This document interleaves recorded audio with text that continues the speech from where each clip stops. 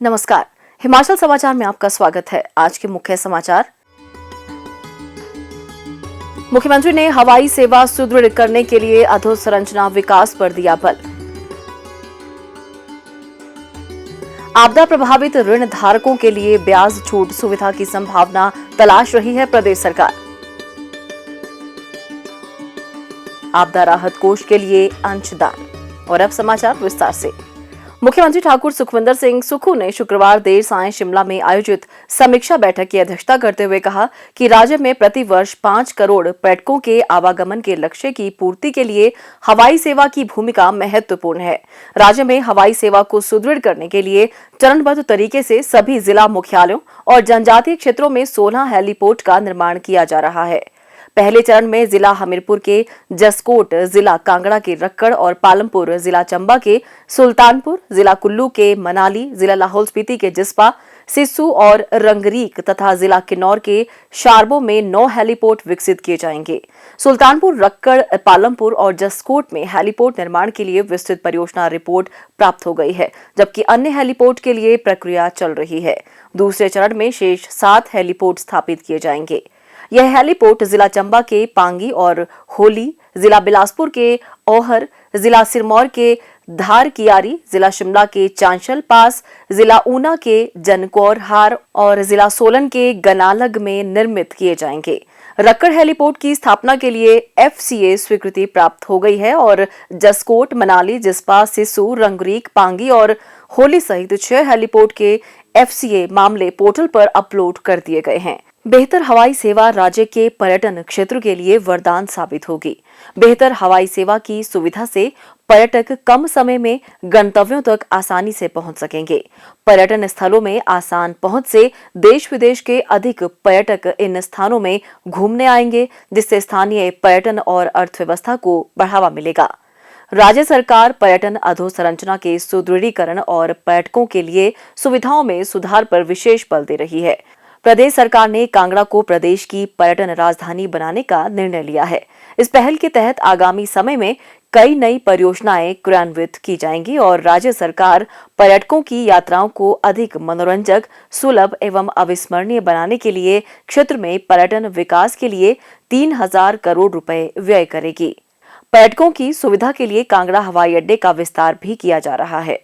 मुख्यमंत्री ठाकुर सुखविंदर सिंह सुक्खू के संवेदनशील नेतृत्व में प्रदेश सरकार ने राज्य में भारी बारिश और भूस्खलन से प्रभावित क्षेत्रों में ऋण धारकों की कठिनाइयों को कम करने के दृष्टिगत ऋण पुनः संरचना के लिए निर्णायक कार्रवाई की है। राज्य सरकार ने 18 अगस्त 2023 को प्रदेश को प्राकृतिक आपदा प्रभावित क्षेत्र घोषित किया था। इस निर्णय के पश्चात मुख्यमंत्री ने बैंकों के साथ परामर्श कर आवश्यक उपायों को अंतिम रूप दिया। राज्य सरकार की यह पहल कृषि और संबद्ध गतिविधियों से संबंधित अग्रिमों को छोड़कर सभी प्रकार के मौजूदा ऋणों की पुनः संरचना पर केंद्रित है, जिनमें सूक्ष्म, लघु व मध्यम उद्यमों, खुदरा और अन्य के लिए प्रदत्त ऋण शामिल हैं। भारतीय रिजर्व बैंक के परिपत्र के अनुसार राज्य सरकार द्वारा फसल के नुकसान के आकलन के बाद कृषि और संबद्ध गतिविधियों के लिए दिए गए ऋणों के लिए राहत उपाय प्रदान किए जाएंगे। इस महत्वपूर्ण निर्णय का उद्देश्य उन लोगों को राहत प्रदान करना है जिनकी आर्थिक स्थिरता आपदा के कारण, विभिन्न आर्थिक गतिविधियों में व्यवधान और संपत्ति के नुकसान के कारण गंभीर रूप से प्रभावित हुई है। राहत उपायों के लिए पात्रता निर्धारित करने की मूल्यांकन तिथि 24 जून 2023 निर्धारित की गई है। केवल वे खाते जो इस तिथि तक अतिदेय नहीं थे, ऋण पुनः संरचना के लिए पात्र होंगे। संपूर्ण पुनः संरचना प्रक्रिया सरकार द्वारा प्रदेश को प्राकृतिक आपदा प्रभावित क्षेत्र घोषित करने की तारीख 18 अगस्त 2023 से 3 महीने के भीतर पूरी की जाएगी।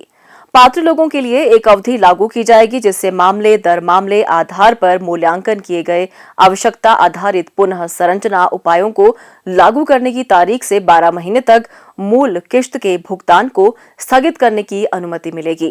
प्रभावितों को राहत के दृष्टिगत यह महत्वपूर्ण निर्णय भारतीय रिजर्व बैंक की सभी विनियमित संस्थाओं पर लागू होगा, जिसमें अनुसूचित वाणिज्यिक बैंक, क्षेत्रीय ग्रामीण बैंक, ग्रामीण और शहरी क्षेत्र के सहकारी बैंक और लघु वित्तीय बैंक शामिल हैं।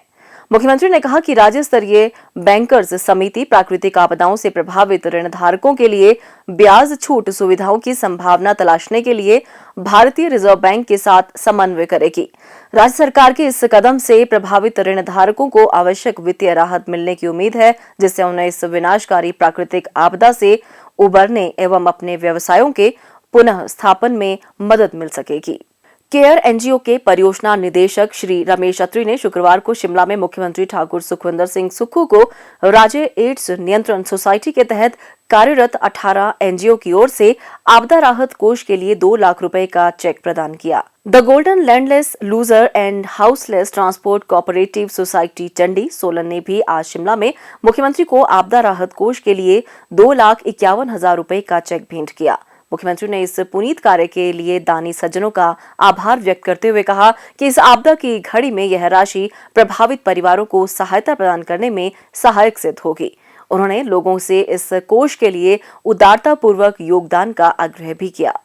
हिमाचल समाचार देखने के लिए सब्सक्राइब करें यूट्यूब चैनल हिमाचल समाचार, फॉलो करें ट्विटर @DPRHP, लाइक करें Facebook page information and public relations department Himachal Pradesh, follow करें इंस्टाग्राम @DIPR हिमाचल, विजिट करें वेबसाइट www.himachalpr.gov.in। इस अंक में इतना ही, कल फिर होगी मुलाकात। दीजिए इजाजत, नमस्कार।